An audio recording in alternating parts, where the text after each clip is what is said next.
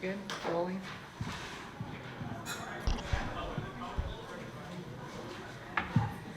Okay, good afternoon, everyone, and welcome to the panel with the CBDIA board members.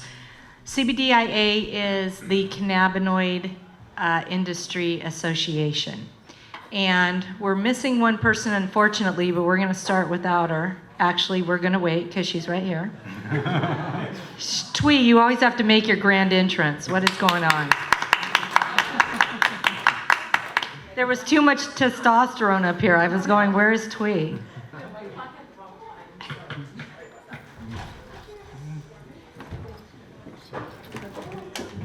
All right. Okay, so CBDIA is, it's a new organization. It's a fairly new association, and a lot of people don't know this, but I am the founder of it. And being in this industry going on 10 years,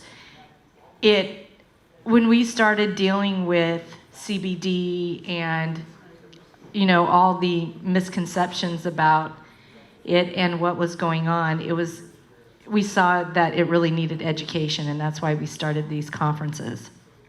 But then we saw that it needed a lot of other things as well that just weren't being done. So started the association, and I handpicked the members to be on the inaugural board of the best that I knew in the industry. So we have 5 of them here today with us from the board, and I'm going to do this panel a little bit different. I'm going to discuss what CBDIA's goals are for 2020, and I think that will very easily segue us into some discussions that need to take place. So before we start, I'm just going to have the members introduce themselves real quickly. I will start since I was fashionably late. Am I on? Can you hear me? Yeah. Good afternoon. My name is Twee Vu, and I am the Director of Operations, Regulatory Affairs, and Business Development for Hammer Enterprises. We are a vertically integrated hemp company in Colorado. Prior to joining Hammer Enterprises, I worked for the marijuana industry for 2 years. And then prior to that, I was a regulator who actually spearheaded all of the regulation and enforcement in marijuana in Colorado. And I currently assist in training other regulatory agencies on how to inspect and enforce cannabis operations. My name is Michael Brubeck. I'm the founder of Centuria. We are an extractor and ingredients manufacturer. We focus on THC remediation, chromatography, water solubility, functional beverages primarily. Dr. Adam Abedili. I'm a board-certified surgeon and co-founder of Reserve MD. I'm also currently the Chief Medical Director of the CBDIA, and I'm being tasked with making sure that the best education platforms are being built and that the education continues to evolve, because it's such an important aspect of this industry. The two of the largest problems, confusions in this industry is one around the government, but the other is around education. But the education is really what's driving the government as well. So we want to make sure that people are getting accurate information. The science is rapidly evolving, so in order to keep up with that, it's important that we develop this organization with a mission to make sure we keep up with educating the industry. I'm Bevan Finley. I'm the founder of CBD Reviews and CBD.how. I'm a consumer advocate. I'm about protecting the consumers and ensuring that brands do things the right way when it comes to the consumers, which is education, the labeling and things like making sure that consumer are protected long-term and not have, for example, sell a product that has THC and says no THC on there. So it's consumer based. Hi, my name is George Ho with Ingenuity. I'm out of Knoxville, Tennessee. I'm a dual certified CGMP co-packer of nutritional products. So as you guys can see, I picked a variety of people in this industry who had specialties that we could hit and focus on. And so it's been a lot of fun, and I think we're going to make a lot of difference in this industry in 2020. It's super exciting. So I'm going to go over real quick some of the intentions for CBDIA for 2020 and what we plan to do and how we plan to lead the industry. So once I do this, I'm kind of going to hit on the different members and what they can add to it and what our plans are and how we will accomplish these, and just discuss a little bit about the problem as it currently stands, and of course how we plan to change it. So I'll start first of all with, it's obviously important for us to summarize what we do and the big picture of what we do. Michael is the president of the association, so I will hand that off to him. And Michael, what's our overall goals with this? Well, when I was contacted first by Celeste, I was actually really impressed with the overall, mission of the organization, and that was to get, about a dozen of top operators in the country to come together and to create a self-regulating body and also a support structure for owner and operators. Some of the things that I think that every person in this room is going to struggle with over the next few years is regulatory compliance, and with the increased regulations coming probably next quarter, and then just an ever-changing market place with different consumer channels. I think pricing fluctuations, et cetera, and having a network of individuals, both memberships and board members, that you can reach out to answer questions about efficacy or about regulatory nuances that will affect your company. That network is invaluable for all of us to thrive inside this business. And so that's, I would say, the core focus of the organization is to maintain strict quality compliance, make sure that everyone is growing in the right way, and that we are here to support each other. Awesome, thank you. So the first course of business for us in 2020 is to increase membership. And we are happy so far with the strides that we've made in membership. So highly encourage anyone to look at becoming a member if you're in this industry. And again, it's like Michael said, it's building that network just makes us that much stronger. And so, we also look to vet membership benefits and make sure that our members are getting, things that benefit them, and to provide, things like insurance and all these different things at a discounted rate. Find banks that are willing to work with us, things like that. So that's definitely another thing on our list to do for 2020. And consumer protection, I think, is a big one. And, there's two sides of this industry, and consumer protection is so important. And so we're planning to put a consumer protection program in place, one that we will recommend that any CBD company take on as part of what they believe in, what they do. So, Bevan, I'm going to go to you on that. You have worked tirelessly on consumer protection for CBD companies. In 2020, how do you see this association implementing a plan, and what type of plan to protect consumers? Thank you. So I've been in this space for 4 years. My first experience with CBD, I got high at work, really, really high, and that led me to start educating myself by looking for reviews online, checking the companies, and seeing the type of products that they brought out. Over the years, I've started doing a lot of reviews.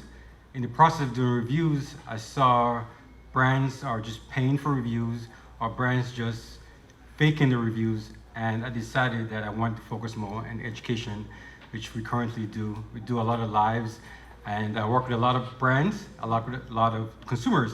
I'm up till midnight sometimes talking to individuals one-on-one about their struggles and what their needs are. So for 2020, the goal is to, which we already started, laying out a framework for a standard operating procedure which is for the brands to follow and say things like, I said, companies saying full spectrum, zero THC. We want to be able to change the message to let them know that you cannot say that. One, the FDA says no. Two, a lot of moms and dads and truck drivers, nurses that we talk to are failing drug tests because they're thinking that if one company says full spectrum, zero THC, then every company that's selling full spectrum has zero THC in there. So we want to make sure that the consumer is protected always, because at the end of the day, the consumer is the one that's spending the money, and without them, there's no brands.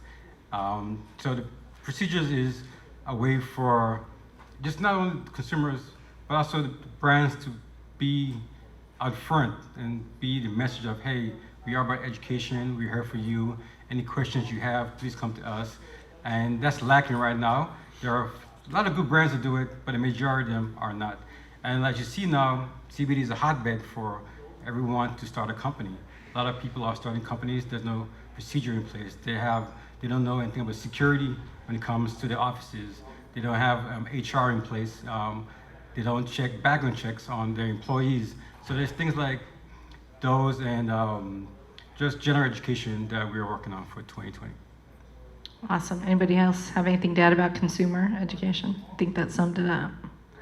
So another thing, we will be looking into putting a lobbyist into the places that they need to be, into Washington, and somebody working on the industry's behalf.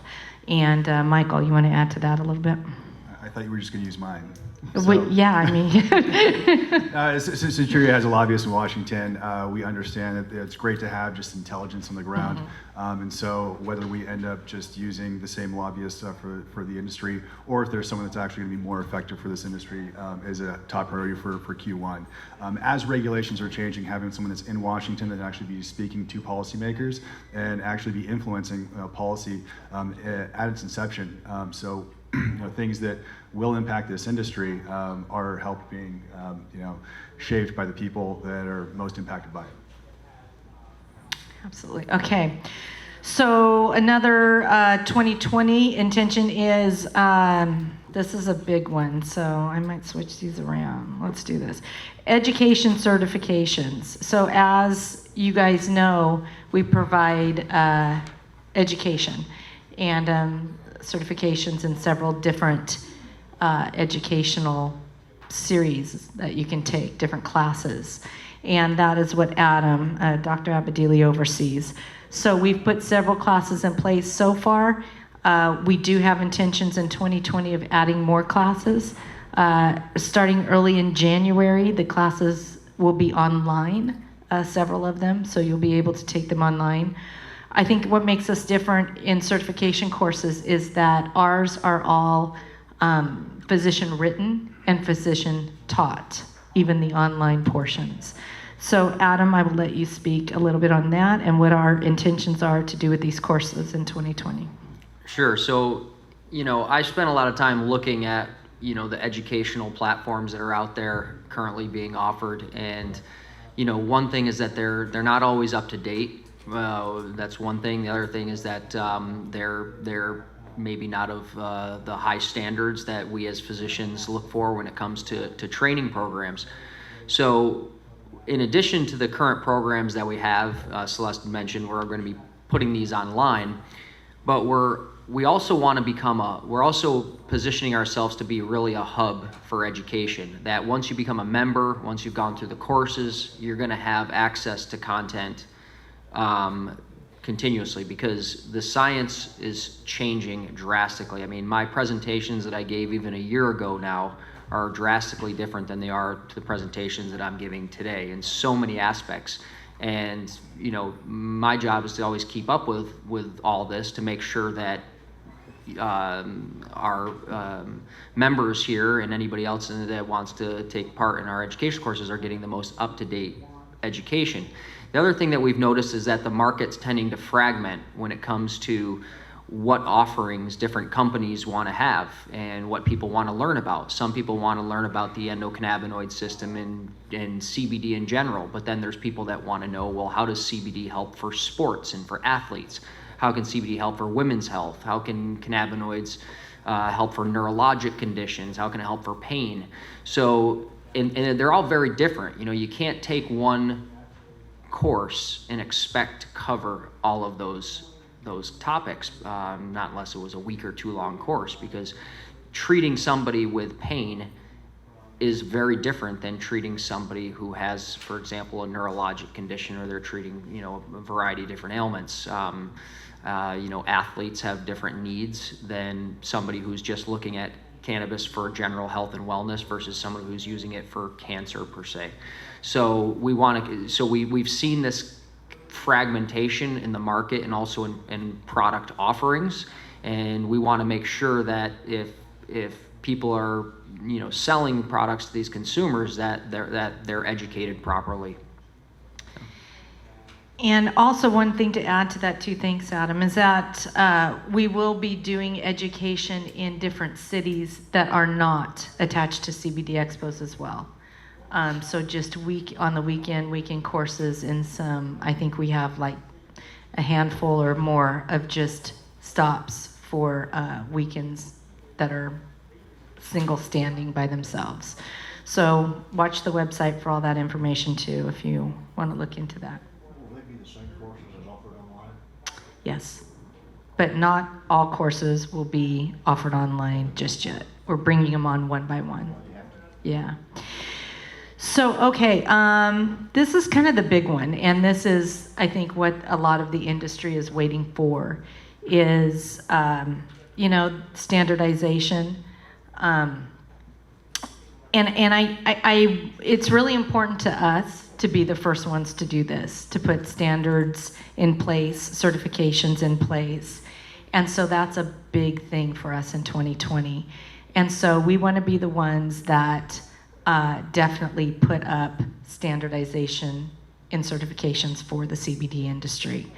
So our resident Twee is the pro at that. She's going to be tough too, you guys, just to let you know. She's not going to be easy. So Twee, I'll let you talk about that a little bit on what we hope to do with that in 2020, how we hope to do it. I want George to chime in on that because that's kind of a good area and his expertise, and Mike as well. So let's talk about that a little bit. Sure. So what do you think about when you think about standardization? You have to have common terminology. You have to have common definitions where everybody understands the language so that we can all speak to each other on a level playing field. And it really starts with that. It's not only within industry, but it's also industry to regulatory to patients as well, right? And so if we're able to standardize definitions within the industry and share that and bring clarity and also transparency to the industry, I think that's the very first step. The second step would be to not only educate those who produce and those who manufacture or even brand owners, but there has to be an understanding with respect to your process.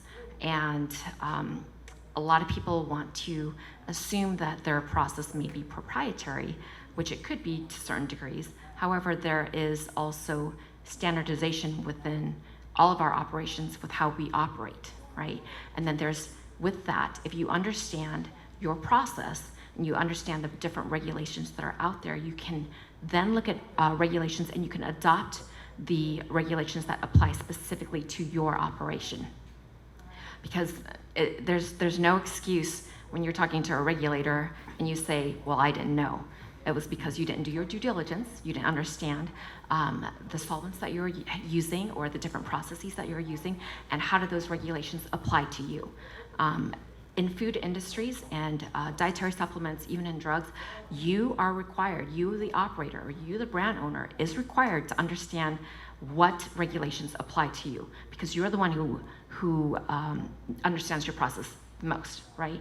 And so by normalizing the industry and standardizing definitions, we hope to bring clarity to everyone across the board and then have very fair regulations.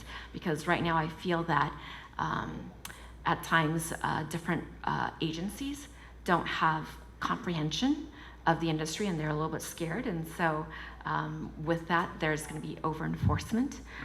With that, there's going to be operators who may not want to be transparent in what they do because they're afraid of the man or the woman. And this woman right here. But really what it comes down to is let's open up the dialogue. Let's bring people in and understand where we need to hold ourselves accountable and so that they can actually develop regulations that meet our needs of not only the operators but also the patients. Absolutely. George? Well, how many in here are looking at manufacturing their own products? You raise a hand? Okay. And how many here are like brand owners? A couple more? Okay, great. So, the way I look at it is if you're going to join an association, it's like, bottom line, what am I going to get out of it? Does that kind of make sense? This is what we're trying to elucidate right now. So if you're a manufacturer, as Tway said, there are things you have to do. You have to be compliant with CFR 111. You have to be compliant with CFR 117, right? And you're going, I don't know what the heck you're talking about. Well, then if you don't know what I'm talking about, you're going to go hire a consultant. So if you're going to hire a consultant, it's going to probably cost you $10,000, $15,000. And then you're going to have to implement the things that the consultant tells you to do. That's going to cost you even more money, right? And then you figure out, well, the consultant actually specializes in that section, and that's really not pertaining to me. You go get another consultant. That's going to cost you even more money, and it's going to cost you more time. So that right there, this association will help you save that money, okay? Because what we want to do with the experiences that we have and all the blood, sweat, and tears that we've gone through and all the money we spent and the time we lost is just give you best practices of whatever section of production you're into to be able to accelerate at the pace you want to, and also to give you a good lay of the land as in, boy, this is a lot of expense. Boy, this is too much for me. If it's too much for you, you may need to know, okay, I don't want to get into manufacturing. That's a little too much for me. So if you don't want to get into manufacturing, you want to go into the branding section, you know what? It would be good for you to know all it's incumbent to be a manufacturer and what they have to do. So when you go audit them, when you go check them out, you don't have to just rely, well, Bob and Sally buys from them or this big company buys from them, because the government really does not care who buys from them. They only care if you get in trouble with your stuff, you have to know the whole custody chain. Does that make sense? And as Mike said last time, everybody in here and everybody in the room, what we don't want is we don't want a recall. We don't want to be on the newspaper or anything with anything bad, right? So how do you prevent those things from occurring? You join the association, you get educated on what is necessary to be a manufacturer, you get educated on what is necessary for consumer protection, you just get educated everywhere, more holistic, full spectrum, and then you can decide on how you're going to participate in the ecosystem. I think I would add to that all of those who join the association would be very like-minded, right? I mean, you're not going to join an association where we're touting education and saying we need to standardize and we need to be transparent. So joining an association and then understanding the members within that association, we have one common thread, which is we want to do things right. And so there's also a way for you to network within all of the members of the association, understanding who does what, who brings what to the table, and then maybe even partnering up with those individuals, because maybe you want to be a brand owner and you want to find a manufacturer, or you want to find a CBD supply source, right? And so I think that's probably one of the added benefits that maybe people might overlook, because networking is key, and partnering up with those who will have your best interest at heart, because it's their interest as well, is only going to help you grow your brand. It's very true. Michael, how do you see us rolling out product regulations and standards and certifications?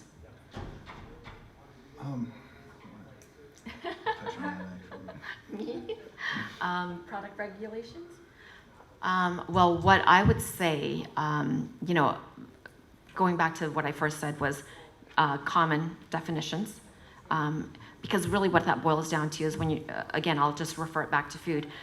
All food has a common name. And we take that for granted in our industry, because I'm going to sit there and assume that everybody knows what full spectrum is. I'm going to assume that everybody knows what broad spectrum is or isolate is, but some people use the terminology very differently. And so I would always have to talk to people when they say something. I would ask, okay, when you are saying this is what you mean, correct? Because I want to ensure that, again, we are speaking the same language.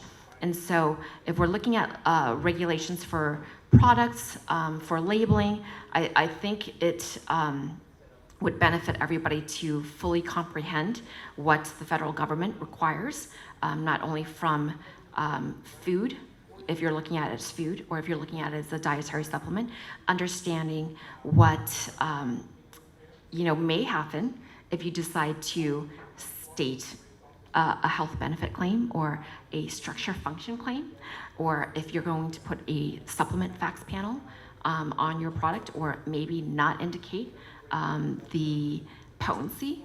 There's some standardized product labeling requirements that you already see in not only our industry, but just for consumer goods. But then how do we make it for us as an industry and standardize it so that we can have interstate commerce, so that we can work with other agencies, and so not everybody's trying to create something different where I'm manufacturing in Colorado, but then I have a client that's in California and they're trying to ask me how they should be labeling. I would love to tell them, but I can just tell them, you know what, I label it according to what Colorado requires because that's where we manufacture. You will need to speak to your state or your local authority and determine what they require.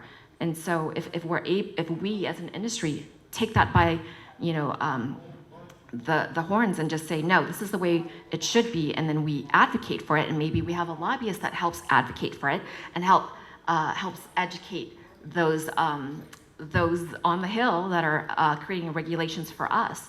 We are taking charge of the industry and how it should be, and not just a matter of having people arbitrarily assign certain requirements for the labeling. Okay, anybody else? Yeah, so how many people here have their NSF or SQF certification for GMP? Is anyone planning on getting certified in the next 12 to 24 months? Excellent.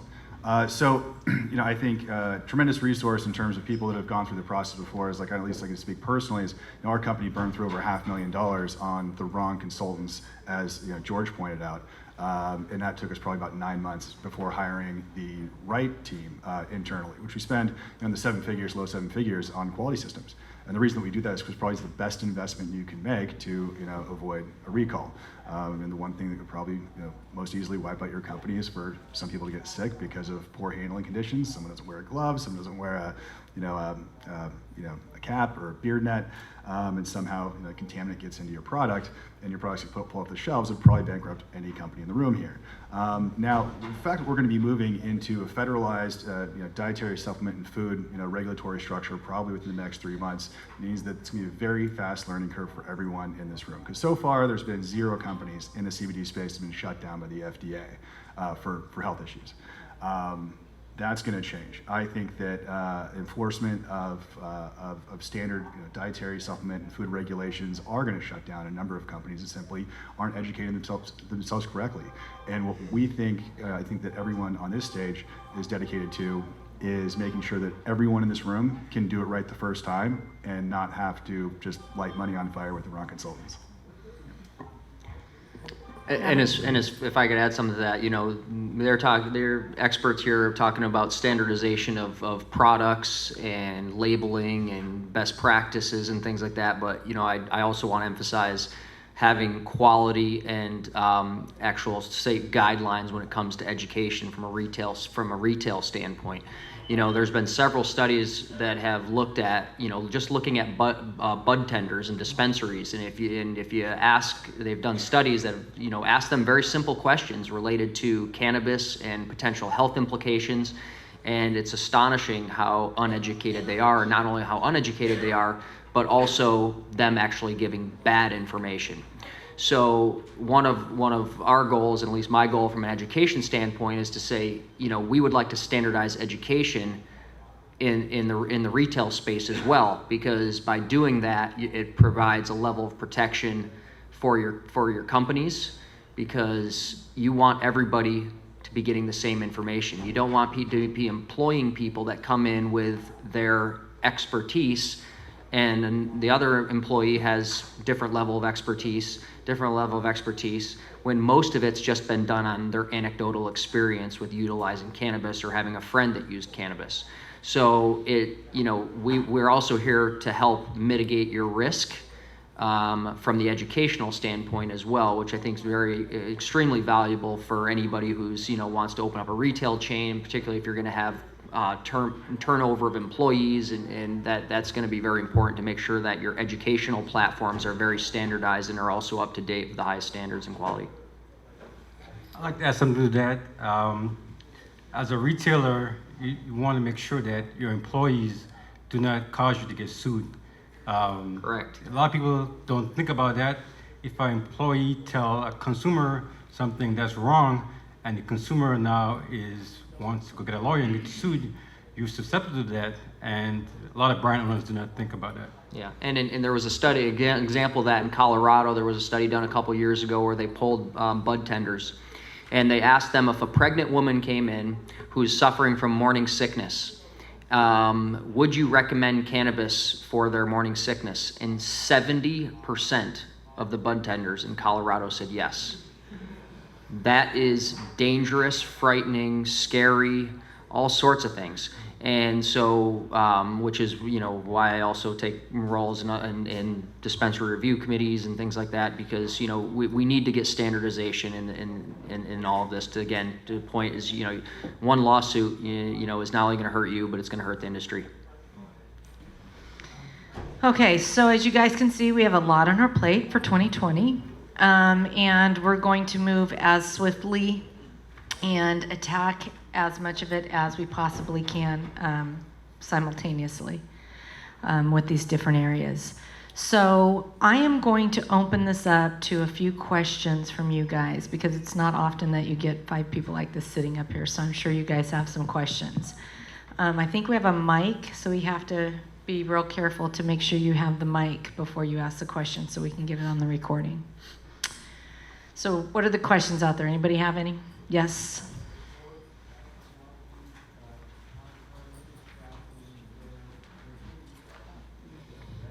So, given all the small players within the CBD space and within the regular cannabis space as well, but just focusing initially on the CBD side, don't you see that likely all the little people are going to be consolidated or bought out or shut out by big companies taking over the space? I mean, like, isn't Coca-Cola going to get into it? There's a water company that's a big, I think it's Nestle Water. So I'm just wondering, for all the small people who are starting up, how they may be able to differentiate themselves, stay within the market space, because I see it consolidating. I don't see, small entrepreneurs really having that much of a chance in it, largely because of resources. So I think what I would say to that is the beauty of being here in the States is capitalism, right? And there's always room for everyone.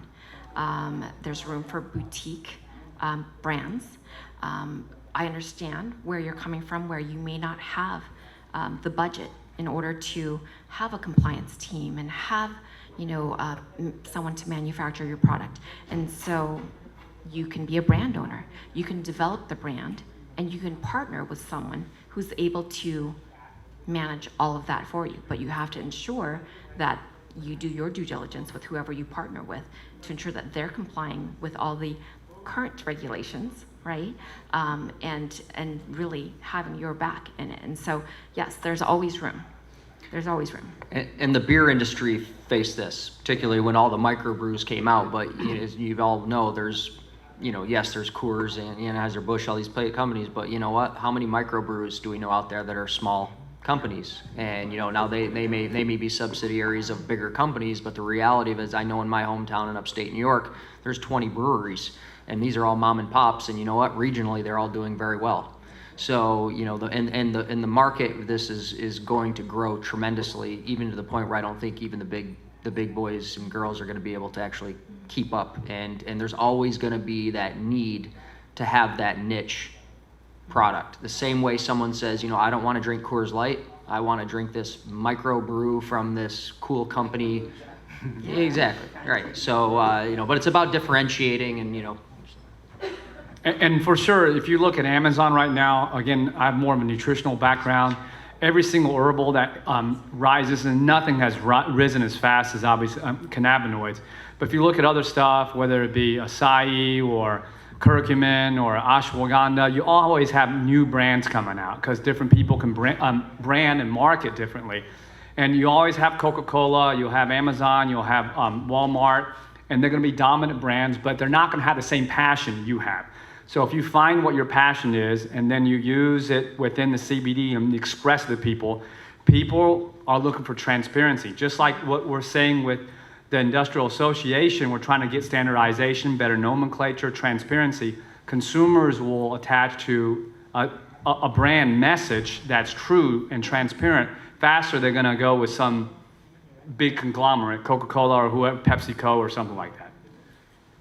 Yeah, and just to touch upon one last thing, just to give everyone an idea of how large the CBD market is projected to be. Covered this on page 58, my best-selling book, Tipping the Scale, found on Amazon. Just kidding. Maybe I'll reconsider the position of president. In these types of markets, we're talking about consumables. You see a threshold of about 80% of any market dominated by a few large companies. That means that there will be $8 billion in annual revenue in this industry that'll be dedicated to smaller companies. That means every single person in this room could be doing $200 million a year in sales. That's how big of an industry we're talking about. So if that's enough for you, then that's what's possible here. Or even Here's another thing to give perspective, not as eloquently as Mike. All right, so I'm Asian, so we got a different type of propaganda. Right? You can tell. I'm off the boat. All right. So just as I was delayed, I wasn't like Toy. I didn't understand. I just always remember my parents going, "Don't get involved with drugs because we want to get the ancestors to haunt you for multiple reincarnations to come." So I just stayed out. All right. So I'm telling you, there's at least 2 billion people in Asia that have the same concept I have. That shit is devil stuff. I don't care what America's doing with that. But what I'm saying is this: you've got head start. Does that make sense? You build your brand, and just like California exports Hollywood, we're going to be exporting a lot of cannabinoids into Asia. And it's going to take them time. Does that make sense? Take them time to change their mores that we're already accelerated on. Therefore, you have plenty of time to build your stuff out, build it up in a really, really good way that is, brand specific to yourself. And then when Asia hits out, you get that 200 billion or 200 million, he said, all right? If you get 200 million, you need to take us all out to lunch and dinner for at least a month. Sir, made in the USA is huge. Huge, because there's systemic, just like you see systemic problems with supply chain in the United States, huge systemic problems in Asia, and they want to buy American, they want to buy Australian. When you go to Asia, they're going to say Americans lie the least, okay? They lie the least. We're just simple people, and so they want to buy American stuff. Okay. So George, Yeah. I am we're done also Asian. I don't know if you guys noticed that. I am also Asian, also fresh off the boat. My feet aren't as wet. It's been a little bit. What I would say is that What is happening here? All right, let's keep I know, going. Sorry. George started it. But how you can help build your brand is have that transparency. Have your C of A's online. Promote what your passion is, and you will have people that will follow you, right? It's as easy as that. And it's very easy to get into the space. You don't need to have $1 million. You just have to have the passion. You have to have the time. You have to do your due diligence and, like I said, partner with the appropriate companies that can help you build your brand. And you don't have to be from Asia to be successful. It's fine. Any other Asians out there have anything? Okay, all right, so next question. Hi, listen, thank you so much, guys. This has been great. Two things. I was just wondering if CBDIA has a response or position to what the FDA just came out with, their recent statement. And then secondly, Celeste, I'd love you to give us a web address to check out membership. Yes, absolutely. So let me start with the easy one, and then Michael will take the hard one. The web address is cbdindustryassociation.org. Okay, Mike. Yeah, the industry position that we all agree on is for anyone that's been around in this industry, as long as any of the people on this board, I've been in the cannabis industry, both CBD and THC, for 15 years. This is the 8th round of warning announcements that have been made by either the DEA or the FDA pointing to this industry. Now, what was stated in the FDA release was nothing new. That CBD is still banned as an additive in dietary supplements and food. Now, an attorney might actually read that as saying, well, CBD as an ingredient, of course, is illegal because it's a Schedule 5 substance. However, putting hemp oil that has naturally occurring cannabidiol in it into your products is not the same as adding CBD. And so, at least from our standpoint, we feel like absolutely nothing has changed. And the pulse we're getting on the Hill is that we're going to see formalized regulations and guidelines on how to put CBD into dietary supplements and food by January at the earliest. So nothing changed for us, and we're still taking meetings with national retailers and regional retailers whose legal team and their legal teams and lobbyists are telling them to continue moving forward aggressively with launching both food and dietary supplements in the space. You're very welcome. Another question. Thank you all very much for your information today. It's very valuable. My name's Nicole and I'm from Eva, and we make a whole flower product. So we actually take the whole flower and make it into a powder.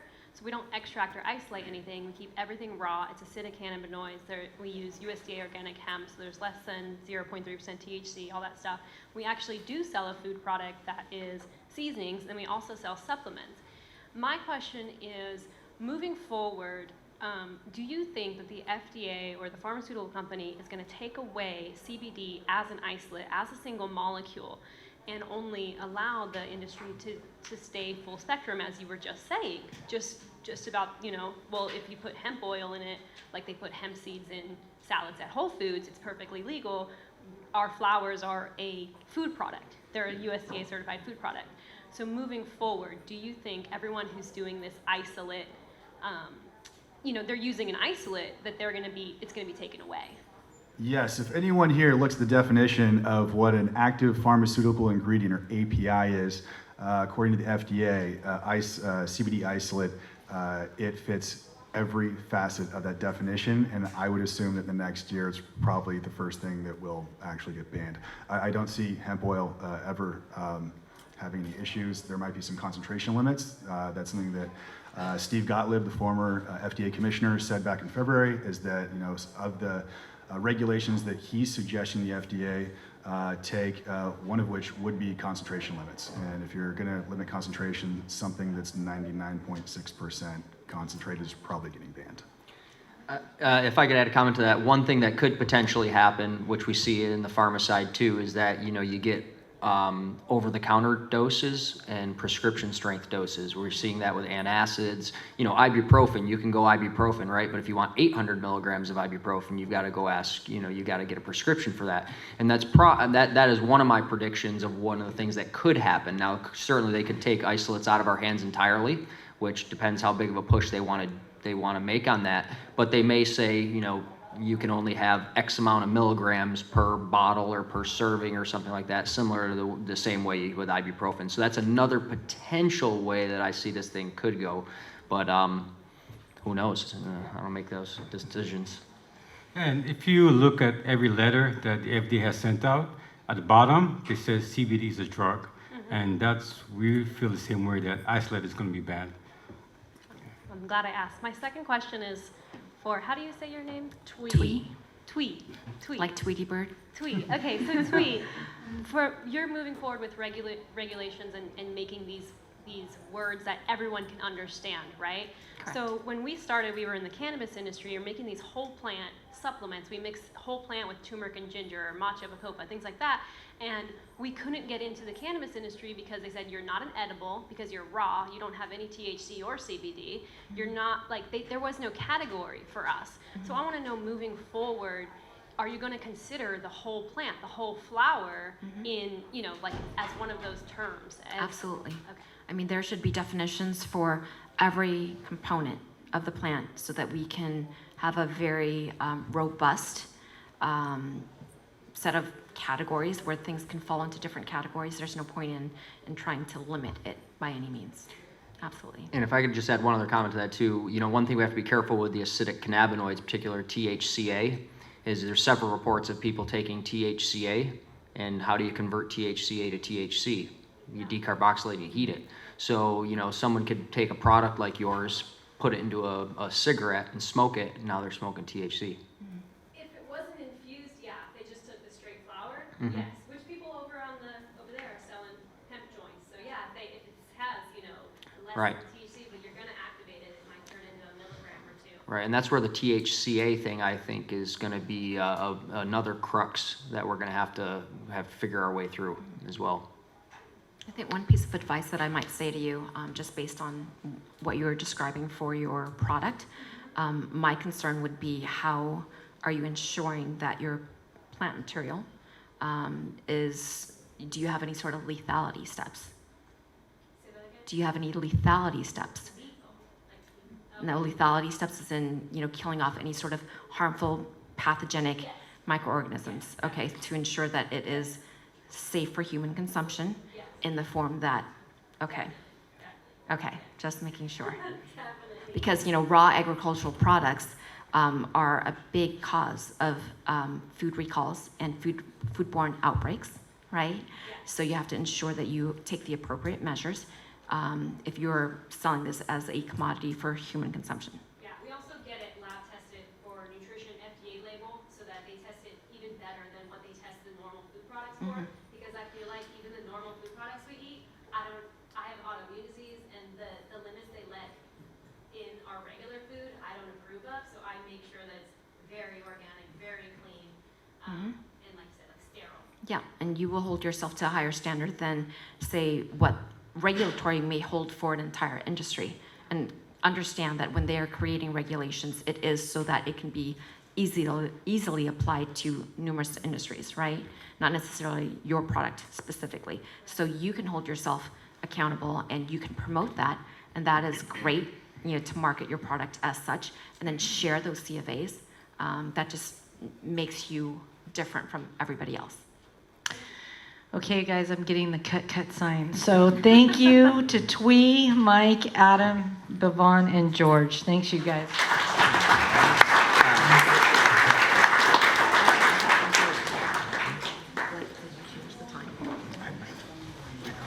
You know what? Unless we sacrifice quality until we possess it, more is better than two. How you been, man? Good.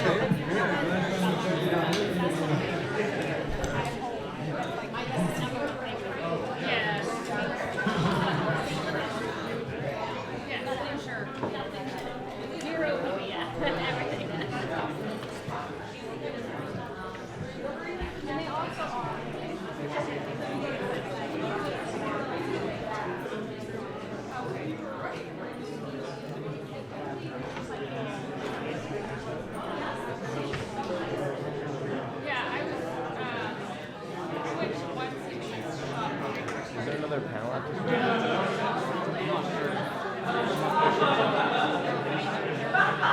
Because I know like the schedule's been kind of whacked.